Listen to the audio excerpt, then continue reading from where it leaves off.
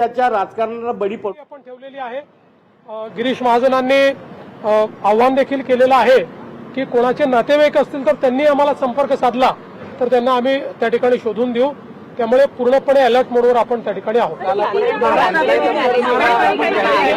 अजून एक्झॅक्ट आकडा आलेला नाही, तो आल्यानंतर आपल्याला सांगण्यात येईल। सर हिंदीमध्ये पूर्ण बैठक आयोजित करण्यात आलेली भोर तालुक्यातल्या प्रकल्पाच्या संदर्भात जी काही एकूण परिस्थिती आहे, सत्ताधारी पक्षातले आमदार सुद्धा विरोधात आहेत किंवा आंदोलन करत आहेत, काय आज निर्णय झाला? मुळामध्ये जी काही ट्रान्समिशन लाईन आहे, ग्रीन कॉरिडॉर म्हणजे जी काही आपली रिन्युएबल वीज आहे, याचा जो कॉरिडॉर केंद्र सरकारच्या वतीनं होतोय, तर त्याच्यामध्ये जो भोरमधनं जाणारा भाग आहे त्याच्यावर तिथल्या सर्वपक्षीय कमिटीचं ऑब्जेक्शन होतं।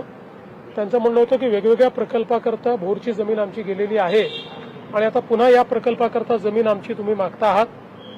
त्यांच्याशी चर्चा केली। आम्ही देखील त्यांना हे समजावून सांगितलं की जवळपास 40% काम त्या ठिकाणी झालेलं आहे आणि पुणे हे एक असं आपलं शहर आहे किंवा पुण्याचा जो औद्योगिक जिल्हा आहे, यामध्ये खूप मोठ्या प्रमाणात विजेची मागणी आहे आणि आपण जर सबस्टेशन्स तयार केले नाहीत तर मोठ्या प्रमाणात विजेचा तुटवडा देखील पडेल। आणि केवळ भोरमध्येच नाही तर त्यांना आम्ही दाखवलं की जवळपास पुण्याच्या सगळ्या तालुक्यांमध्ये सबस्टेशन चाललेले आहेत। तथापि त्यांची जी अडचणी आहेत ते आम्ही समजून घेतल्यात। काय मार्ग काढता येईल, कमीत कमी नुकसान व्हावं या दृष्टीनं काय मार्ग काढता येईल याकरता जे आपले ट्रान्समिशनचे विक्रम कुमार आहेत ते आणि सेंट्रल गव्हर्नमेंटची लाईन असल्यामुळे सेंट्रल गव्हर्नमेंटचे अधिकारी असे त्यांच्यासोबत बसून आणि भविष्यात आपल्याला त्यातनं कसा मार्ग काढता येईल असा प्रयत्न करण्याचा आम्ही निर्णय घेतलाय।